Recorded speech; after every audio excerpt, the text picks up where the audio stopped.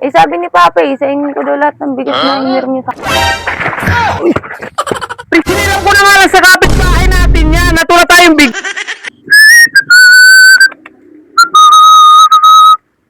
Oh, pahiram ako ng 5 kilong bigas sa kapitbahay. Ang gagawin ko dito? Ano ba ginagawa sa bigas? Talaga naman itong bata to. Hiniram ko na nga lang sa kapitbahay yan para may mainuto tayo. Isaing? Oo! Ano bang ginagawa sa bigas? Lutuin mo yan lahat. Ano ka ba naman? Yan na lang ay... Hiram na nga lang yung bigas sa kapitbahay eh. Pang 1 linggo natin yan.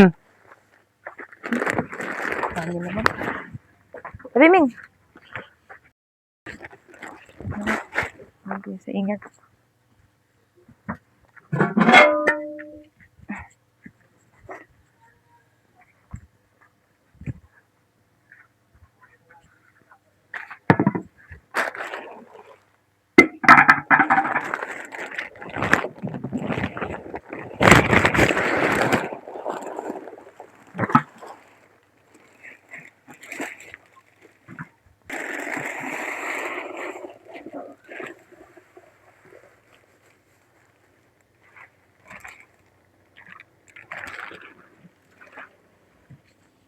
Dami.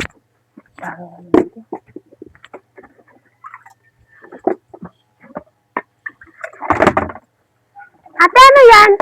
Bigas, malamang. Bakit ang dami? Eh, sabi ni Papa, isaingin ko daw lahat ng bigas na hiniram niya sa kapitbahay. Ah.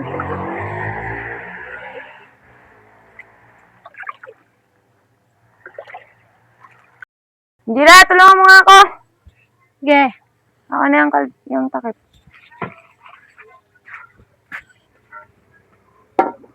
Diyan ka. Diyan mo, lakad. Saan ba ako?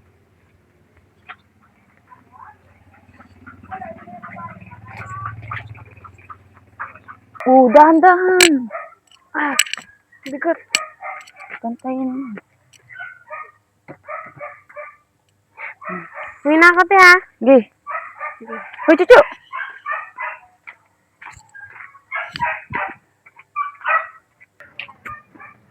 Saan kayo mga bata na yun? Walang tao dito.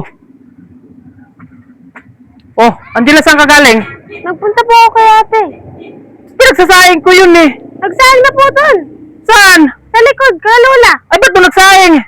Malaki po yata eh. Anak ko. Nasaan yung bigas na hiniram ko kanina sa kapitbahay? Andun na kay ate. Sinaing niya lahat? Oho. Ay, naku po! Anong bata to? Princess! Bakit? Ano ginawa mo sa bigas? Sinasaing. Anak ka ng pating, ba't sinaing mo lahat? Eh, sabi mo isaing ko lahat. Pang 1 linggo natin yun, hiniram ko nga lang sa kapitbahay yan eh. Ade, yan, 1 linggo. 1 linggo ilo. Anak ka ng titing, talagang bata ka eh.